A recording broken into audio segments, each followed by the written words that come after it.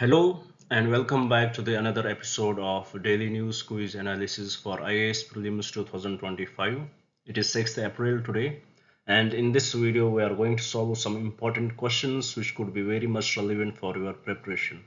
But before we'll start our discussion, I would like to give the brief introduction about this initiative so that if you are new to our channel you will get more connected with us. I will try to be very brief in it. In this video we are going to discuss three types of questions, and these questions would be taken from three different sources.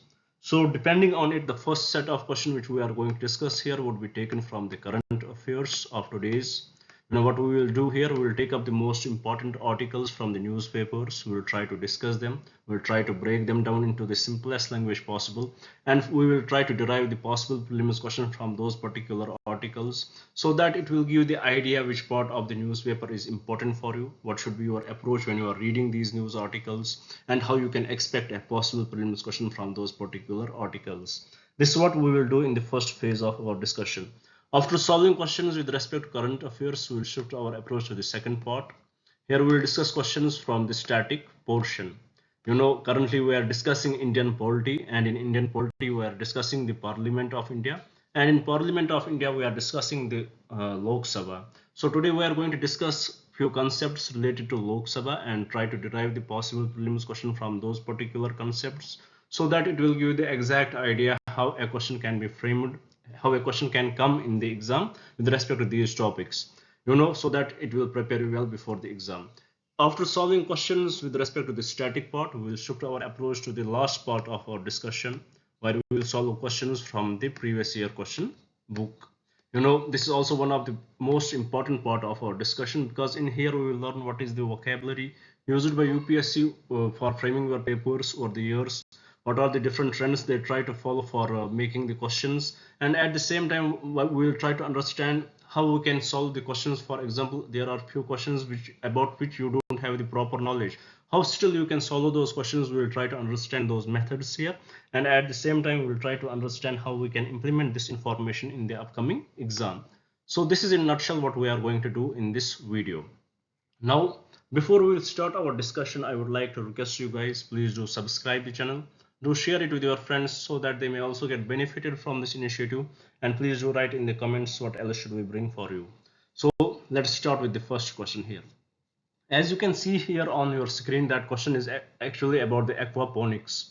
So why we had brought this question? Before we will go to that context, before we will discuss the news article which was in the newspaper, first we will solve the question. First we will try to establish what this aquaponics is, then we will shift to the context part where we will understand how we came up with this question.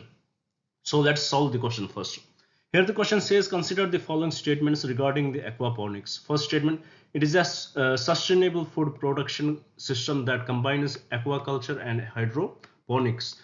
100% correct. So here you need to understand what the hydroponics is. It is, we can say soil-less production. We can say soil-less production in which the nutrients are added into the water, and that water in which the nutrients are added, then the aquaculture is done. The agriculture is done. That is called the hydroponics. So here what aquaponics is, it is a sustainable food production system that combines aquaculture and hydroponics. So it is the aquaculture plus hydroponics. Here the fisheries, or we can say aquatic animals would be used, their excreta would be used, and the water which would be soilless, that would be used to go for the agriculture. So first statement is 100% correct. Second statement, in this system the waste produced by aquatic animals serves as a nutrients for plants. 100% correct. And then this is what makes it different from the hydroponics. In hydroponics, nutrients are added, but in the aquaponics, the water which is there, the excreta from the aquatic animals is used as a nutrients for that water for the plants to grow. So second statement is exactly true. Third statement, it says aquaponics culture do not require any external fertilizers for plant growth. 100% correct, because the excreta from the waste excreta, or we can say waste produced by aquatic animals, is acting as the fertilizer for plant growth. So third statement is also true. So with respect to this question, the correct answer would be all the three statements are correct, or we can say if the options would have been given here, the correct option would have been 1, 2 and 3. So with this, I hope you had understood the question here. Now let's come to the discussion part, where we will discuss the news analysis of this, where we will do little bit discussion of why we had brought this question here. Basically, there was the article in the newspaper which talked about aquaculture for feeding the world. How the aquaculture can be the alternative to the agriculture, or we can say how the aquaculture can add to the to the agriculture, because we cannot totally eliminate agriculture from the world. Why, with respect to that, this article was there. So here the author says this aquaculture can be, in a way, it can be the supporting arm for the agriculture. Why? Because there are various issues with the agriculture, and which can be for those issues, if we will see aquaculture, it can be the proper solution. For example, what are the various issues? With agriculture, if we will see, first of all, you need huge amount of land should be available. Huge amount of land should be available. But if we will see in our country, if we will see how much land is available for the agriculture, and if we will see how many people are accommodated in the agriculture, and if we will see what is the GDP, if we will see what is the proportion of agriculture to our GDP growth, there is huge variability in it.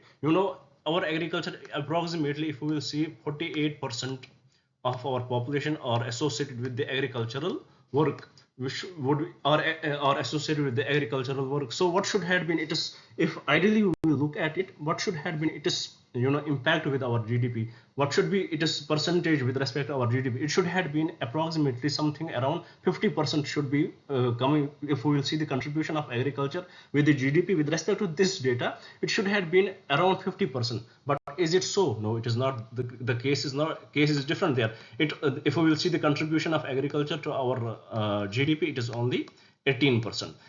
I'm not actually advocating here agriculture, even though it is only 18% of the GDP. It shows that our other sectors are doing good. But here the problem is different. The topic is different. That's why here you have to understand this thing, that the agriculture in our country, the contribution of the agriculture, it is hosting a lot of people, but what it is contributing, it is very less how much it is hosting. So definitely there is some issue with it. So what is the issue? We will try to understand that. For example, if we will try to understand this problem in a simpler terms or simpler way, for example, there is some land here, let's suppose that, and few people are working, for example, few people are working on this land, and they are able to produce some amount of wheat, we can say, or they are able to produce rice, some amount of rice.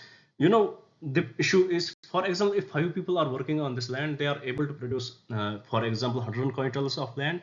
Suppose if we will reduce these 5 people and we will have only 3 persons working on this land, they are still able to produce this 100 quintals of rice. So what does it mean? It does mean that these extra 2 persons which were added, they are just wasting their time, they are just wasting their contribution. So for those people who are extra to the agriculture, for those people which agriculture cannot afford extra people, for those people there can be this aquaculture can be the solution. Those people can be brought into the mainstream earning, and their livelihood can get better if they will get involved in the aquaculture. And aquaculture is in a way solution to the agriculture. For example, for the agriculture you need the irrespective, first you need the land, and that land should be fertile enough to go for the production. But for the aquaculture, this is not something which is demanded. So definitely aquaculture will come in. And also, if we will combine aquaculture with the hydroponics, we will come up the aquaponics, which can bring us both the fish content as well as the plant content in it. So in this way, this topic was in the news. In this way, it is important for us to realize its worth, and in this way the government should come in and bring in various schemes to promote these aquacultures or aquaponics, so that it can add to the GDP. So that's why it is in news. This, I hope you had understood the question here as well as the context of the question. Now let's move to the another slide and see what question we had brought there.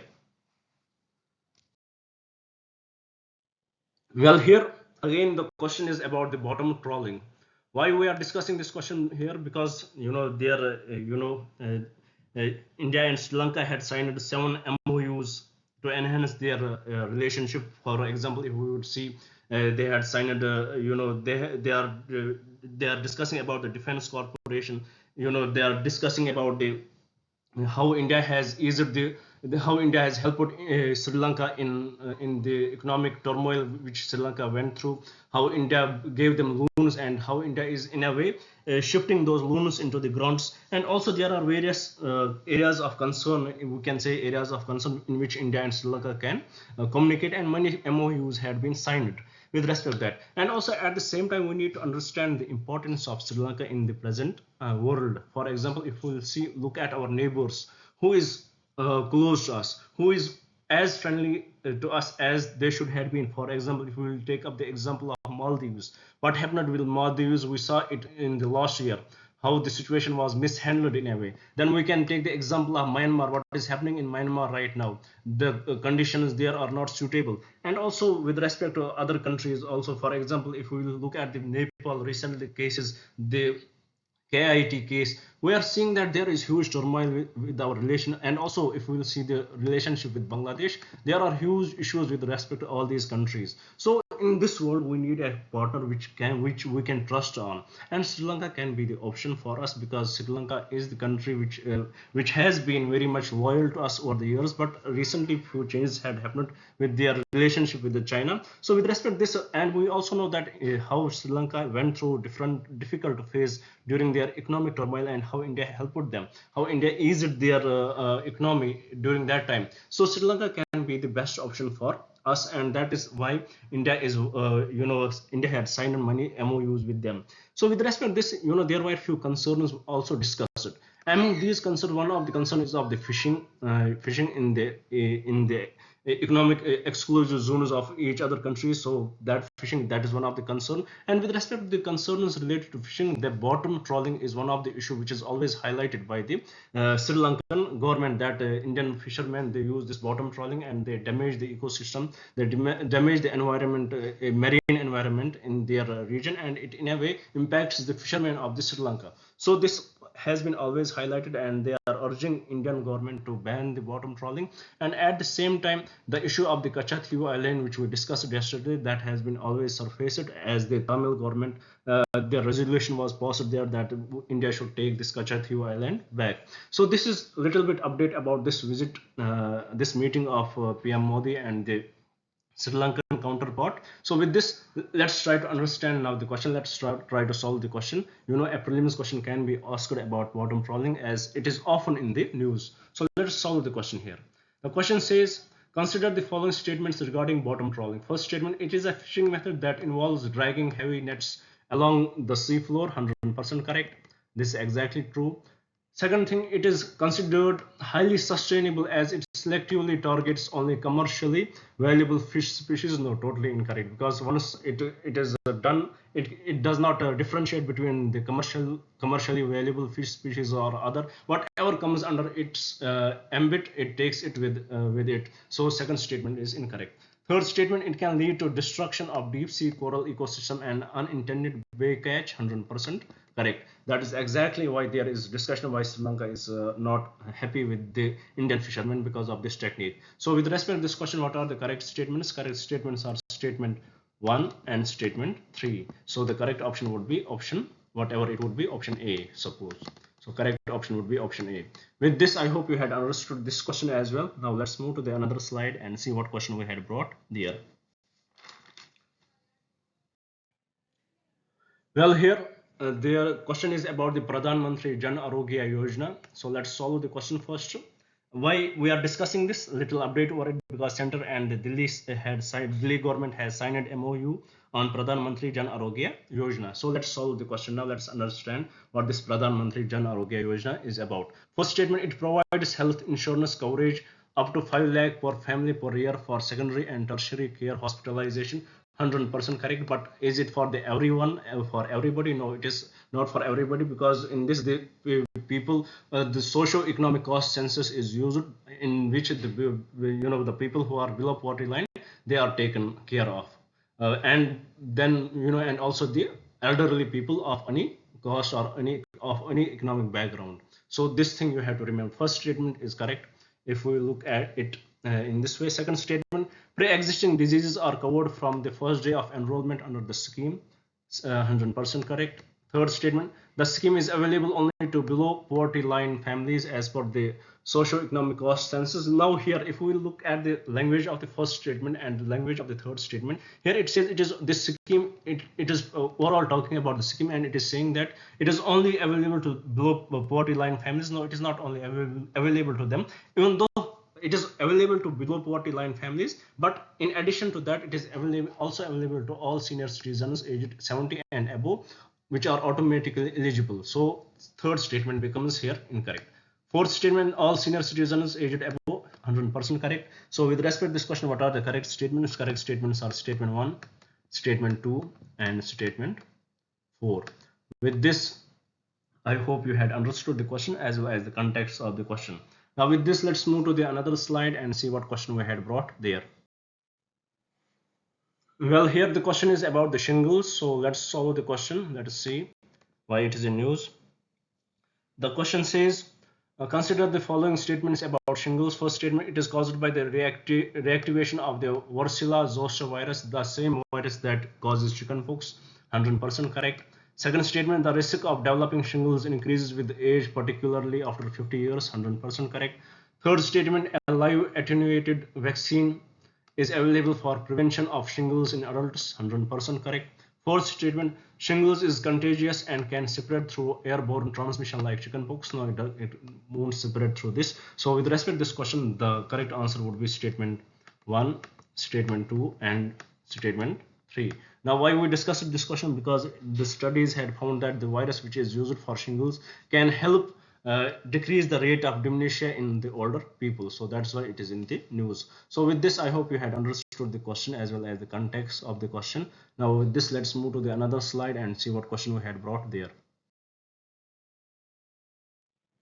Well, here the question is with respect to Ottawa Convention.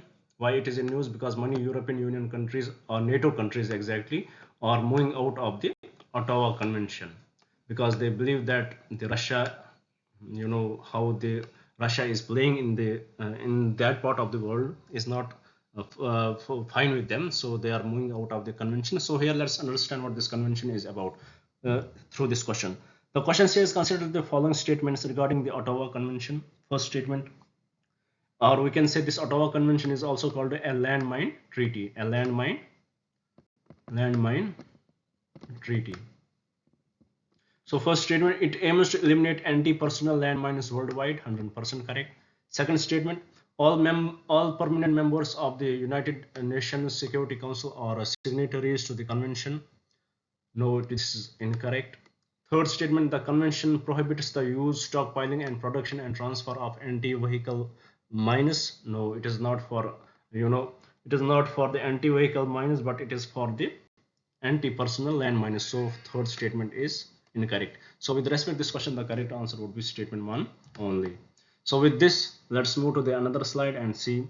With this, we have completed our discussion with respect to the questions from the current affairs. Now let's move to the another slide and start discussing questions from the static portion and the previous year question book. Here the question from the static portion is with regards to the voting power of the Speaker of the Lok Sabha. So let's discuss it and we will wind up our discussion after solving the questions with respect to previous year question. The question says, regarding the voting power of the Speaker of the Lok Sabha, consider the following statements. First statement, the Speaker votes in the first instance on any matters before the House. No, Speaker does not vote on the first instance, so first statement is incorrect. Second statement, the Speaker exercises a casting vote only in the event of tie. 100% correct. So here, that's why we are discussing this. Please do remember that about Speaker, he only exercises a casting vote only in the event of a tie.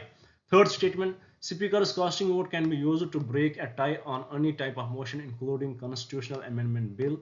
So what do you think? Is it correct? It is totally incorrect, because for the constitutional amendment bill, you need 2/3 majority. So it doesn't matter what Speaker votes here. So if we will technically see, for the 2/3 majority, if there is 2/3 majority, so Speaker's vote does not matter. So third statement is incorrect. So with respect to this question, the correct statement would be statement 2 only. So with this, I hope you had understood it also about the voting pattern of the Speaker. Now with this, let's move to the last question of today's discussion, which is from the previous year question book. And this question is from the world geography. If you remember, a few days back we discussed a question with respect to the Mediterranean Sea, and exactly the same question, but the options were different. So you can, what I'm trying to say here, that look at how important previous year questions are. They are the best elimination method which you can have, and they are the trustworthy elimination method. You saw that the same question was asked but different options, but in here many options were very repeating. For example, option of Jordan, it was repeating in the same question in the previous question also. And if you would had read the previous year's paper, for example, at that time in 2018 this question was asked, if in 2018 when you were preparing for the exam, for example, and you would have read 2017's or 2014's previous year question, you would have come up through this question, you would have understood what are the countries bordering the Mediterranean Sea, and you would have understood there that Jordan is not bordering Mediterranean Sea. So here you could have easily eliminated the Jordan, and with respect to that, Iraq, it also does not border Mediterranean Sea, so we are only left with Lebanon and Syria. So the correct answer would be 3 and 4. So with this, I hope you had understood the question as well as understood the importance of the previous year question, discussion of previous year question. Now with this, I would like to thank you guys. Thank you for staying with me. Thank you very much and have a nice day.